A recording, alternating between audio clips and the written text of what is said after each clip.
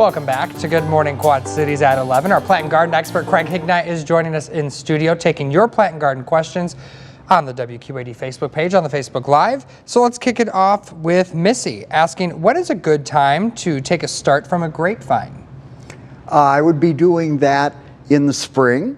You go ahead and you take several cuttings when you'd be pruning the plant back anyway, and take several cuttings, roll them up in newspaper, and literally bury them in the ground.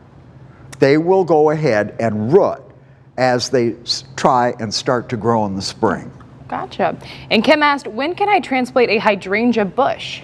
Again, I'd wait until spring on that. The weather has not been conducive to transplanting this season. And in the spring, just as the buds are breaking, you try and get it out of the ground with as much soil, get it back in the ground as fast as possible. Of course, don't forget your root stimulator. Anne is asking, I transplanted my clematis into a new sunny spot.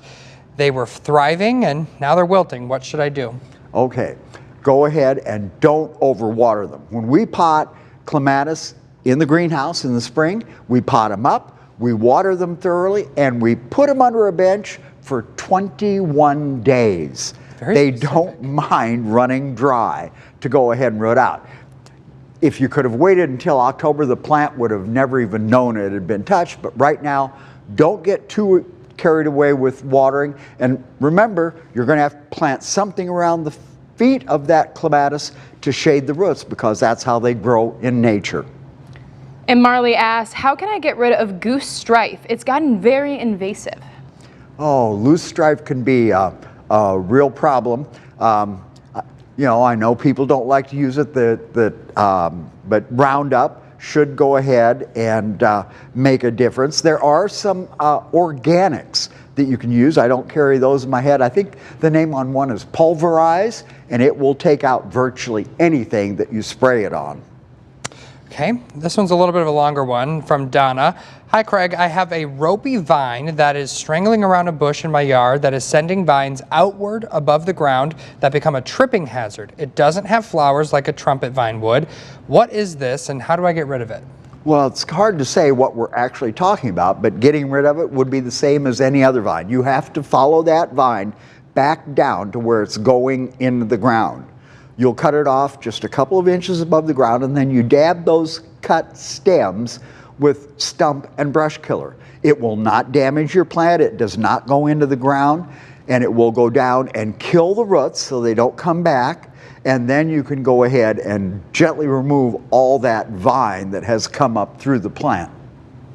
And Tina asks, what can I do about wasp-looking bugs coming out of the ground? Oh, yellow jackets. They're a ground-dwelling insect. They are actually a type of wasp. What you want to do is go ahead and find the entrance to that nest.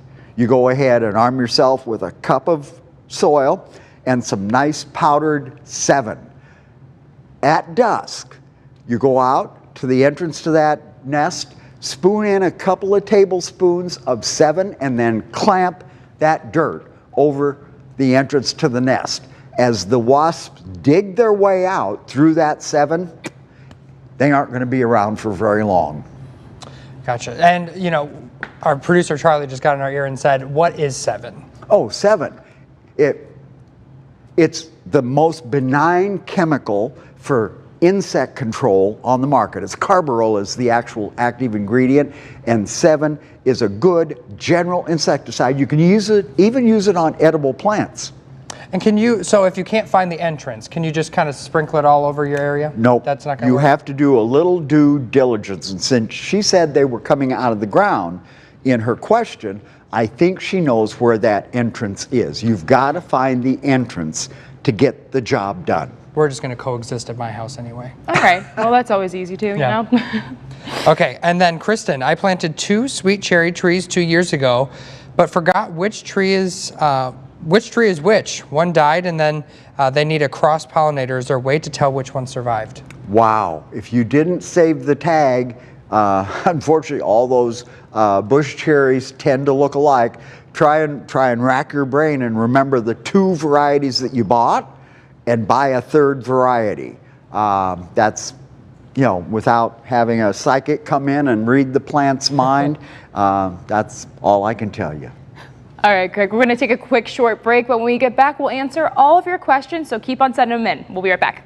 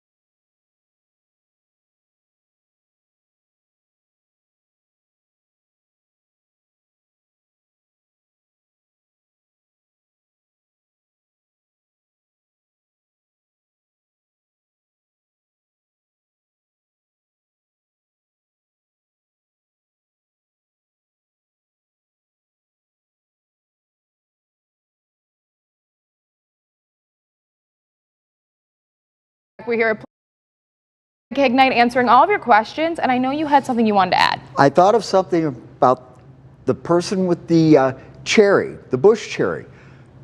When you go out to buy a new plant, buy absolutely, the newest genetics. Go to a nursery. You can't do this one at a big box store, but go to a nursery and ask for the absolutely newest genetics available. More than likely, that wasn't one of the plants that you bought the first time around.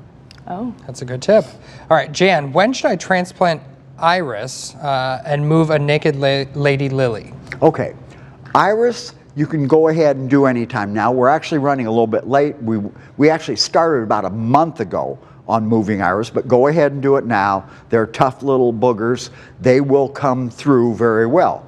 Naked ladies, what you're going to do, they are actually going to start to bloom in about the next 2 or 3 weeks, and you want to go ahead and take some markers out, some sticks, and stick it around the clump of naked ladies as it blooms. As soon as they are done blooming and the flowers fade away, you can go ahead and dig the clump up and get them back in the ground around the 1st of September. And Carolyn asks, when should you trim yews? Yews can be trimmed most any time except September and October. That forces out late growth that might not harden off in time for winter, but right now we can do a light pruning on yews and clear up. You've got a whole month to get them shaped up before you have to put those pruners away. Okay. Pam, do you need to stake vanilla strawberry hydrangeas? What kind of hydrangea? Vanilla strawberry hydrangea. I don't think so. Vanilla strawberry, they should have a good enough stem to stand up on their own. Now, if this is a new plant without a really fully developed root system, maybe they're going to be a little floppy. But in years down the road, they should go ahead and stiffen up on their own, unless you have them in too shade even area where they actually stretch and then fall over. Give them a little while to build up their strength. And Amanda asked, I have a 2-year-old lilac bush, and a few weeks ago, half of it started wilting. What could the problem be? Ooh, this sounds like a root problem on that lilac. Have to remember that the roots on a plant are connected to a certain part of the top of the plant. If something has damaged those roots, it's going to just wither away. Make sure that you get some root stimulator on that plant. Make sure you've got mulch around it, and make sure that you let the soil dry out about an inch deep before you water it, and then water thoroughly. Past that, we're going to hope that Mother Nature's on your side. All right. Chad, how do I transplant root-bound peace lily? Okay, a peace lily that is root bound, basically you wait until the day that it's ready for water. You're going to lift it out of the pot, have a new pot that's about maybe 2, maybe 3 inches bigger than the pot that it's in, and you just go ahead and, before you put it in the new pot, take a butcher knife and make a cut up each side of that root ball, just about 1/2 inch deep. That's going to sever any roots that are going in a circle around the pot. Then you just replant it at the same depth as it is now, and with fresh soil and a good thorough watering, the plant shouldn't even know it's been touched. Just bring your meat cleaver with you into the garden. You'll be fine. And Randy asked, Craig, what are the easiest ways to get rid of cicada killer wasps in my yard? These are the huge ones. Yes, cicada killers, remember, they're one of the good guys. They are not going to bother you unless you bother them. And there again, they are a ground-dwelling wasp. You would actually have to find the nest to get rid of them. But, you know, it's better off to just let the good guys be. They aren't going to bother you. I mean, and I can just guarantee that somebody's going to tell me they got stung by one of them after I said that. But they are the good guys, and you know, we don't want to kill off any more insects than we absolutely is necessary. Well, I don't know about that. Thank you, Craig, for your expertise today. Be sure you join our Facebook Live each and every Wednesday, where you can submit your questions and be a part of that conversation. Good Morning Quad Cities returns in just a moment.